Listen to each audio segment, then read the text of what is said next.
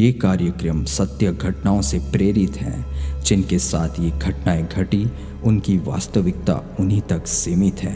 भूत, प्रेतों और असामान्य विषयों के होने पर चैनल कोई दावा नहीं करता और ना ही प्रोत्साहन करता है। अद्भुत, अविश्वसनीय और अकल्पनीय सच्ची घटनाओं पर आधारित कहानियों को सुनने के लिए जुड़े रहिए भूत पास्ता के साथ। घर दिलवा दो मिश्रा जी, नया शहर है, किसी को जानता भी नहीं मैं। नौकरी के पहले दिन के खत्म होते ही प्रमोद ने अकाउंटेंट मिश्रा जी से बोला, अरे भाटी साहब क्यों चिंता करते हो, अपने ऑफिस के बगल वाला कमरा बिल्कुल खाली भी है और सही भी, बस अभी बात करवा देता हूँ मकान मालिक से। मिश्रा जी बोले और प्रमोद का हाथ पकड़कर बढ़ लिए। 3 मंजिला बड़ी सी हवेली और उसमें रहने वाले सिर्फ अधेड़ उम्र के दंपत्ति। आइए भाटी जी, आप मनोज शाक्य हैं और आप उनकी मिसेज। सीधे बेडरूम की तरफ बढ़ते हुए मिश्रा जी परिचय करवाते हुए बोले। सामान्य अभिवादन के बाद परिचय और कमरा देने की सारी फॉर्मेलिटी पूरी करी गई और प्रमोद को कमरे की चाबियां सौंप दी गई। प्रमोद शाक्य जी से उस बेडरूम का मुआयना सा करने में लगा था। बिस्तर पर बीमार पड़े मनोज जी और एक अजीब सी दुर्गंध उस कमरे में और दीवारें काटने को लगती महसूस होती थी, जैसे किसी की उपस्थिति हो उस कमरे में, खौफनाक सी उपस्थिति। चाबी लेकर प्रमोद अपने नए ठिकाने की तरफ बढ़ लिया था, पर जैसे कोई ताकत उससे बोल रही थी कि वो ही है जो उसे देखेगा और सुनेगा। 10 बाई 10 के उस कमरे में एक तरफ एक अलमारी रखी थी और उसके ठीक बगल में लकड़ी के पायों पर बिनी हुई एक चारपाई मौजूद थी। प्रमोद की नौकरी का पहला दिन बहुत व्यस्त गुजरता था, पर नींद उसकी आंखों से गायब थी। तंत्र की किताबें पढ़ने के शौकीन प्रमोद ने बैग से एक किताब निकाली और पन्ने पलटने लगा और एक पेज पर उसकी खोज ठहर गई। कहीं भी उपस्थित गंध से वहां रह रही आत्माओं का अंदाजा लगाया जा सकता है। शुद्ध आत्माओं की गंध फूलों जैसी या मीठी होती है। कुत्सित विचार वाली आत्मा की उपस्थिति से जलने की गंध आती है और अतृप्त आत्माओं की गंध बहुत तीव्र और बदबूदार होती है। किताब उस कमरे में अतृप्त आत्मा के होने की तरफ इशारा कर रही थी। प्रमोद रात भर शाक्य जी के बारे में ही सोचता रहा। उनकी बीमारी और उस बदबू का कोई रिश्ता तो जरूर है। कल सुबह खुद मिलकर पूछूंगा उनसे। नहीं, उनसे पूछना सही नहीं रहेगा। भाभी जी से पूछूंगा, हाँ यही सही रहेगा। यही सब सोचते सोचते उसे नींद ने आगोश में ले लिया। सुबह होते ही जब प्रमोद कमरे से निकला, मिसेस शाक्य कपड़े सुखाने डाल रही थी। भाभी जी, आपसे कुछ बात करनी थी, प्रमोद बोला। जी आ जाइए ऊपर, मिसेस शाक्य ने सहमति व्यक्त कर दी थी। भाभी जी, ये भाई साहब कब से बीमार हैं? प्रमोद ने सीढ़ियां पूरी करते ही बोला। भैया 2 साल हो गए, बुखार से शुरू हुई इनकी बीमारी आज सीरियस लेवल तक पहुंच गई है। डॉक्टरों को दिखाया, वैद्य हकीमों के चक्कर लगाए, मंदिर मस्जिद सब जगह दुआएं मांगी, पर इनकी हालत है कि सुधरने का नाम ही नहीं लेती। हर दिन मौत। इतना बोल मिसेस शाक्य फफक कर रो पड़ी। आपके बच्चे? प्रमोद इतना ही बोला था कि भाभी जी बोल पड़ी। एक बेटी थी, 3 साल पहले मलेरिया ने निगल लिया। अब बस यही एक सहारा है जीने का। जिस दिन ये, इसके आगे मिसेज शाक्य की जुबान बंद सी हो गई और गला रुंध गया। खुद के जज्बात समेटती वो आसमान की तरफ देखने लगी। आप शक्तियों पर विश्वास करती हैं? कैसी शक्तियां? मिसेज शाक्य ने सवाल किया। आत्मा, प्रेत, भूत? हाँ, प्रमोद बोला। मतलब मैं समझी नहीं। भाभी जी के चेहरे पर डर के भाव थे। मनोज जी बीमार नहीं बल्कि प्रेतबाधित हैं और इसका इलाज तब तक नहीं हो सकता जब तक ये ना पता चले कि ये प्रेत किसका है और चाहता क्या है। प्रमोद ने अपनी बात आगे बढ़ाई। मिसेस शाक्य के मुंह से शब्द जैसे फूट ही नहीं रहे थे। आंखें बस चारों दिशाओं को टटोलने में लगी थी, जैसे कुछ याद सा कर रही हो। अक्सर घर में कोई सामान गायब सा हो जाता है और फिर मिल भी जाता है, पंखा कभी सीधा नाचता है तो कभी उल्टा।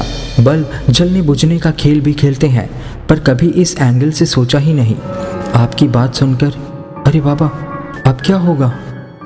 मिसेस शाक्य भय से थर थर कांपने सी लगी थी।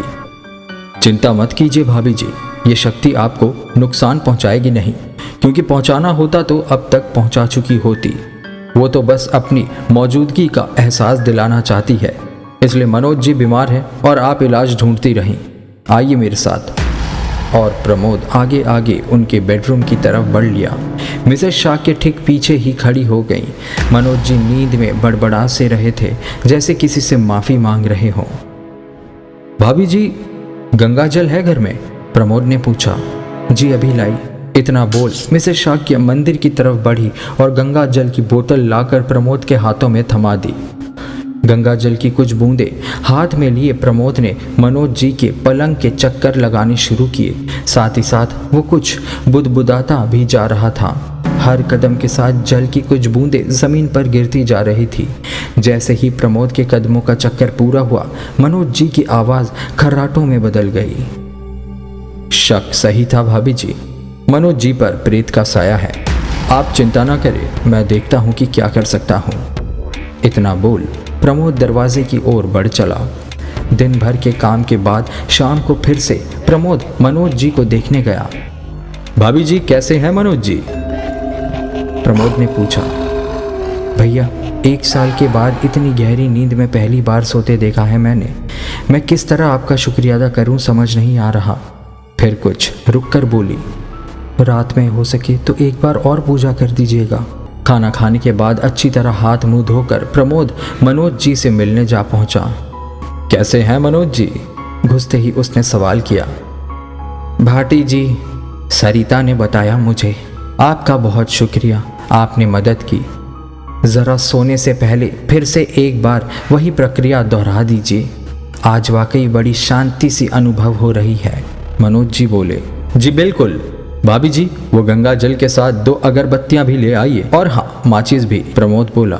मिसेस शाक्य तुरंत मंदिर की तरफ बढ़ी और कहा हुआ सारा सामान ले आई। प्रमोद ने अगरबत्तियां जलाई और गंगा जल हाथ में लेकर प्रक्रिया शुरू कर दी। चक्कर पूरा होने के बाद अगरबत्तियां पलंग के सिरहाने खोस कर प्रमोद ने विदा ले ली। प्रमोद ने अपने कमरे का दरवाज़ा जैसे ही खोला, उसे वही अजीब सी बदबू ने घेर लिया था। कमरे में किसी की मौजूदगी साफ अनुभव हो रही थी, ऐसा जैसे कोई नाराज था उससे। प्रमोद भीतर घुसा तो सामने मेज पर तंत्र की वो किताब फटी पड़ी थी, जैसे किसी ताकत ने उसे 2 टुकड़ों में बदल दिया हो। प्रमोद डरा तो नहीं था, पर सशंकित जरूर था। शायद उस ताकत ने प्रमोद का दिया चैलेंज स्वीकार कर लिया था।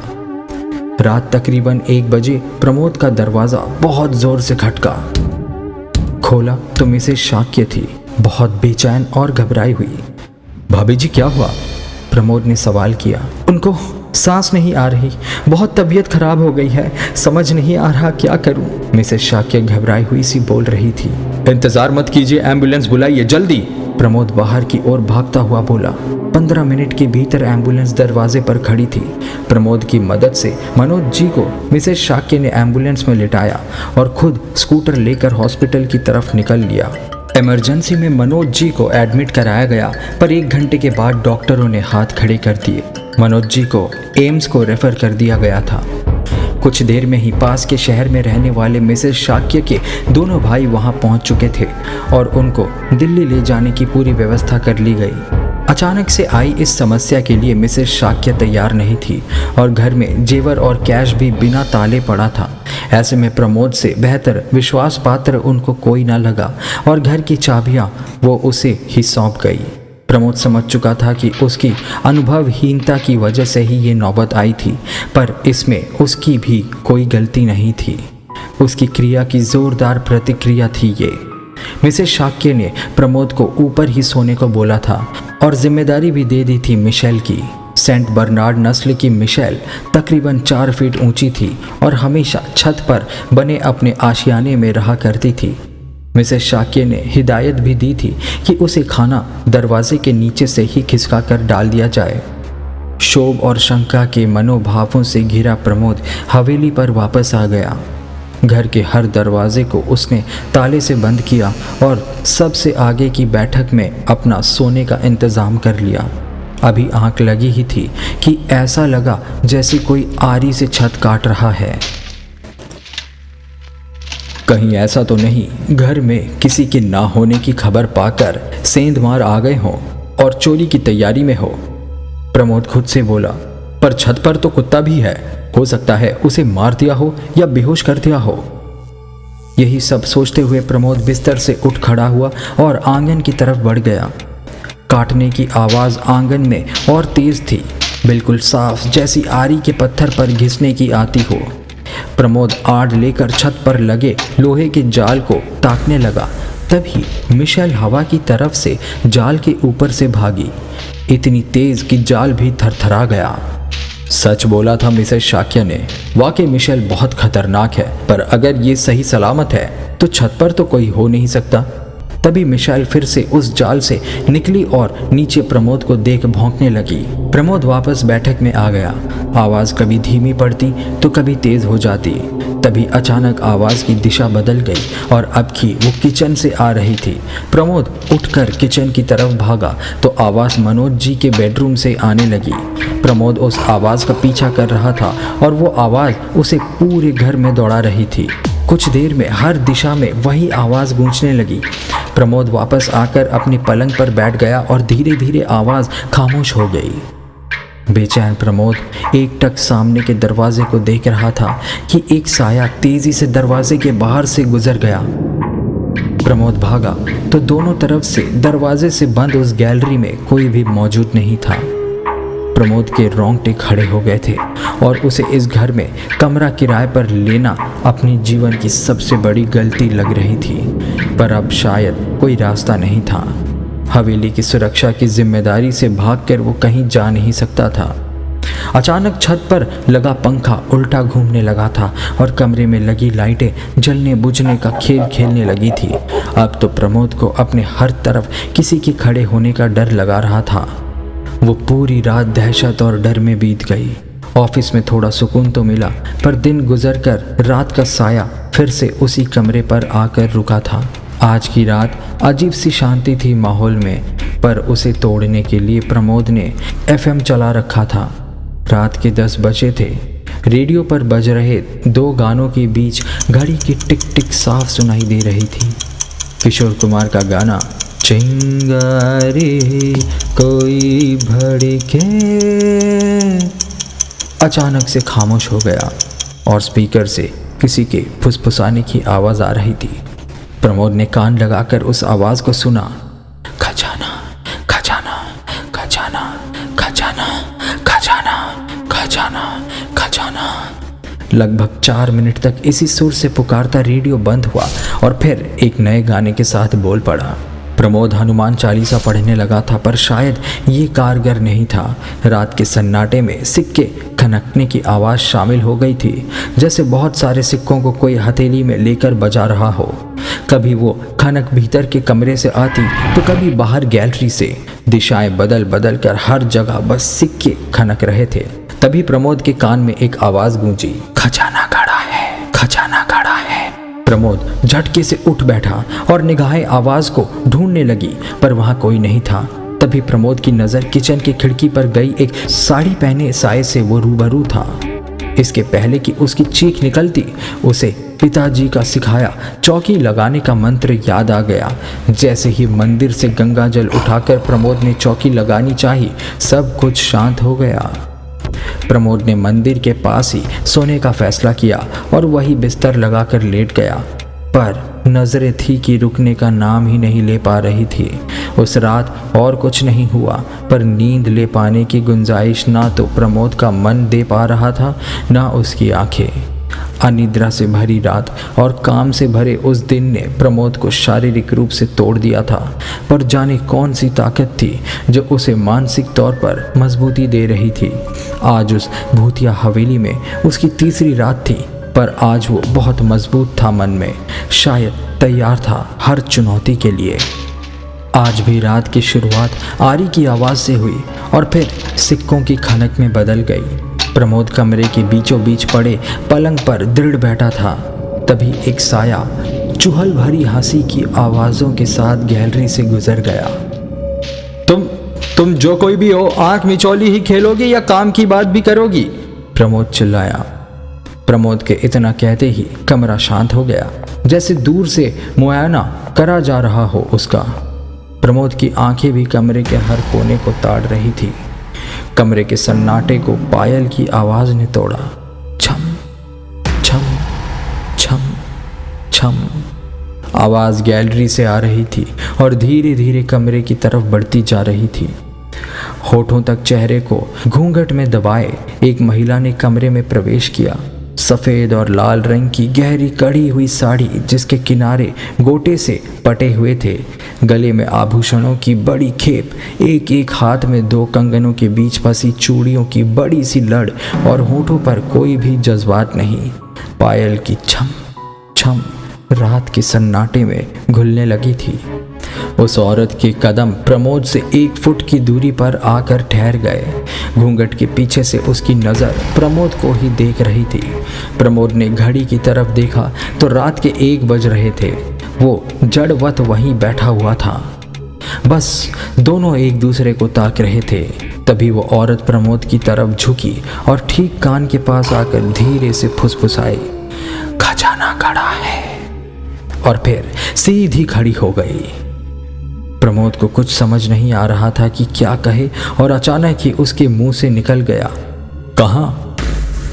उस औरत के चेहरे पर एक कुटिल सी मुस्कान आई और चेहरे को तरेर कर बोली, ऐसे नहीं बताऊंगी, पहले तुझे एक वादा देना होगा। कैसा वादा? प्रमोद की आवाज अटक रही थी। कि तू मेरा एक काम करेगा।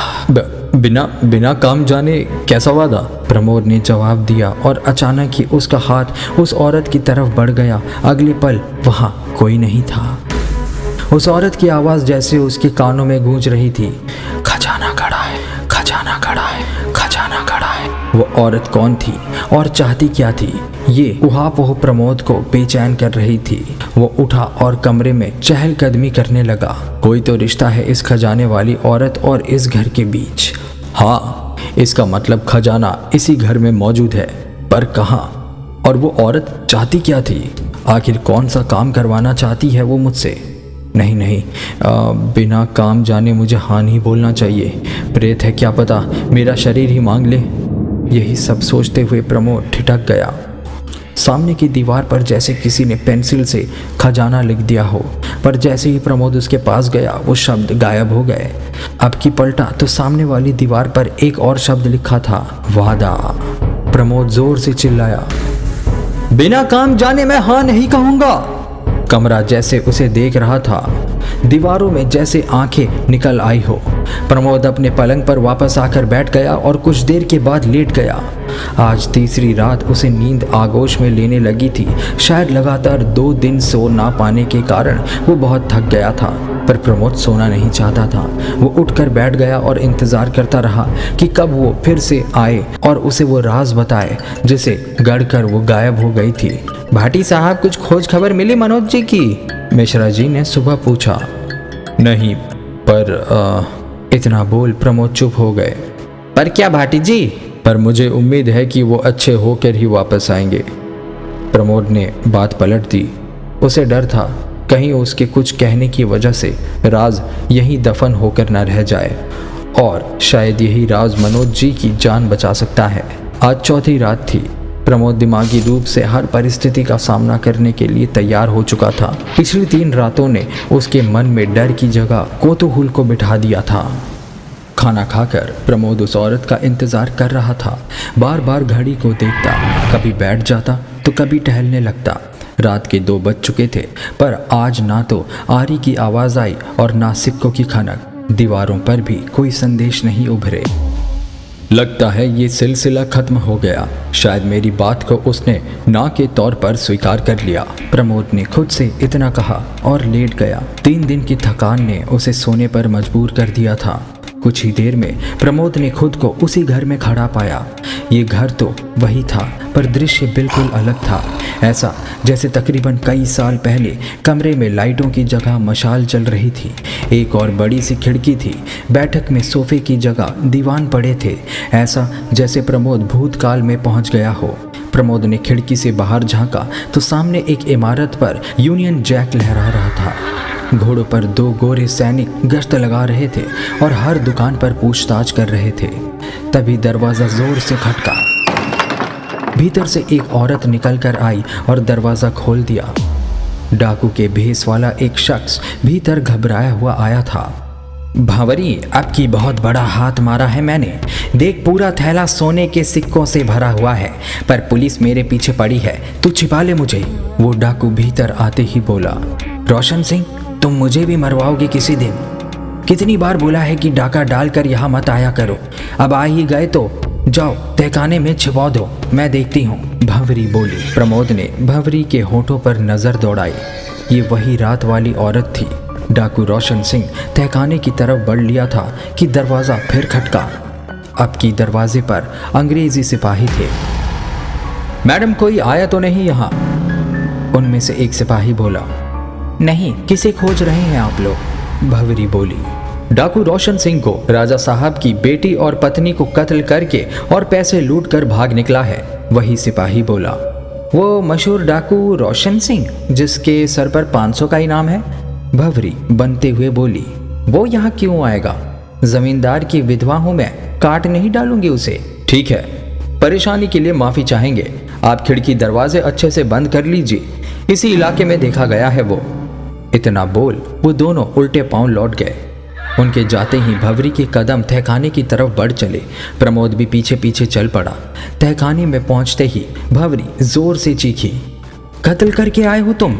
डाका वाका तो ठीक था, पर कातिल? तू चला जा यहाँ से। चला जाऊंगा, पर ये पैसे छिपा ले, बाद में आकर ले जाऊंगा, रोशन सिंह ने बोला। भंवरी कुछ देर तो चुप खड़ी रही, फिर कुछ सोचकर बोली, ठीक है, जा ऊपर कमरे से आरी निकाल के ला। रोशन सिंह गया और 5 मिनट बाद एक बड़ी सी आरी के साथ लौटा। दोनों ने बारी बारी से दीवार पर आरी चलाकर एक बड़ा सा छेद बनाया और उसमें सिक्के डालने शुरू कर दिए। सिक्के गिरने की खनक पूरे तहखाने में गूंज रही थी। 2 घंटे में दीवार को बंद करके पहले जैसा कर दिया गया। फिर रोशन ने भंवरी को गोद में उठाया और ऊपर की तरफ बढ़ लिया। दोनों एक कमरे के भीतर जाकर बंद हो गए। प्रमोद बाहर ही खड़ा रहा। तभी दूसरे कमरे से 2-2.5 साल का एक बच्चा बाहर आया और माँ माँ करता इधर उधर भटकने लगा। उसकी आंखों से आंसू भी निकल रहे थे। प्रमोद ने उसको आवाज़ दी, पर जैसे उसने सुना ही ना हो। उसकी माँ शब्द की पुकार बढ़ती जा रही थी। तभी दरवाज़ा खुला और भंवरी बाहर निकली। उसने प्यार से बच्चे को गोद में लिया और दूसरे कमरे में चली गई। उसके जाते ही रोशन सिंह कमरे से निकला और मुख्य दरवाजे से बाहर चला गया। कुछ समय बाद दूर से गोलियों की आवाज़ आने लगी और फिर सन्नाटा पसर गया। प्रमोद ने खिड़की से झांका तो हर घर के बाहर लोगों का मजमा लगा था। भंवरी भी भागकर खिड़की पर आ गई और जोर से चीखी, ताई क्या हुआ? अरे डाकू रोशन सिंह मारा गया। ताई नीचे से ही चिल्लाई। तभी प्रमोद की आंख खुल गई। ये था तो सपना, पर शायद सच था, वही सच जिसे वो जानना चाहता था। अब उसे ये भी मालूम था कि खजाना कहाँ है। एक ख्याल उसके मन में आया कि उसी जगह जाकर उन पैसों को निकाल ले, पर जिस पैसे की वजह से भंवरी प्रेत योनि में भटक रही है, उसे लेकर वो शांत कैसे बैठ सकता था। पर एक सवाल अभी भी अनसुलझा था कि आखिर भंवरी चाहती क्या है। यही सब सोचते हुए प्रमोद सो गया। सुबह उठकर नहाया धोया और ऑफिस पहुंच गया। शाम के 4 बजे एक ऑटो आकर हवेली के आगे रुका और अपने कदमों पर चलते हुए मनोज जी ने गेट खोला। प्रमोद काम छोड़कर उनकी तरफ बढ़ लिया, उनको पानी पिलाया और हालचाल पूछा। भैया जाने क्या हुआ, अचानक से इनकी तबीयत में सुधार आना शुरू हो गया और आज सुबह डॉक्टर ने डिस्चार्ज भी कर दिया। भगवान की दुआ से अब एकदम स्वस्थ हैं ये। मिसेस शाक्या के चेहरे पर खुशी साफ झलक रही थी। चलिए मैं अपना सामान ले लेता हूँ और कुछ बात भी करनी है आपसे, प्रमोद बोला। जी बिल्कुल, आइए। वैसे कोई तकलीफ तो नहीं हुई आपको घर में? मनोज हंसा और बोला, कुछ खास तो नहीं, पर एक राज जरूर पता चला है। बात करते करते तीनों उसी जगह आ पहुंचे जहां प्रमोद सोया करता था। उसके बिस्तर पर एक कागज फड़फड़ा रहा था। प्रमोद आगे बढ़ा और उसे उठा लिया। बेटा, तुम कहानी जानते हो मेरी, पर मनोज को पूरा सच मत बताना। सही समझा तुमने, वो पैसा ही है जिसने मुझे प्रेत योनि में बांध कर रखा है। इस पैसे का किसी पुण्य में उपयोग हो जाए तो मेरी इस योनि से मुक्ति संभव है। मनोज बीमार था क्योंकि मेरे इशारे नहीं समझता था। तुम पहले इंसान हो जिसने बुलाया मुझे। वो पैसा निकाल लो और किसी अच्छे काम में लगवा दो ताकि मुझे मुक्ति मिल जाए। प्रमोद ने उस कागज को मुट्ठी में बांध लिया। क्या है प्रमोद जी? मनोज जी ने सवाल किया। कुछ नहीं, बस रफ वर्क है। प्रमोद ने भंवरी की बात रख ली थी। आप मुझे कुछ बताने वाले थे? मनोज जी ने पूछा। जी, दरअसल आपके तहखाने की बाईं दीवार के किनारे पर जहां पीला निशान लगा है, एक खजाना गड़ा है। उसकी वजह से भंवरी नाम की एक महिला प्रेत योनि में फंसी हुई है और वही आपके स्वास्थ्य के सही ना होने का कारण बनी है। आप उस पैसे को निकालकर उससे मंदिर बनवा दीजिए ताकि उनको शांति मिल सके। प्रमोद बेहिचक बोल गया। मनोज जी के चेहरे पर अजीब से भाव आ रहे थे, जैसे सवाल और संवाद के बीच फंसे व्यक्ति के चेहरे पर आते हैं। वैसे ये भंवरी कौन है? प्रमोद ने पूछा। भंवरी मेरी माँ है, मनोज ने जवाब दिया। यदि आपके पास ऐसी कोई भी आर्टिकल या जानकारी है जो आप हमारे साथ शेयर करना चाहते हैं, कृपया उसे अपनी फ़ोटो के साथ ईमेल करें। हमारा आईडी है bhootpasta@gmail.com। पसंद आने पर हम उसे आपके नाम और फ़ोटो के साथ यहाँ पब्लिश करेंगे।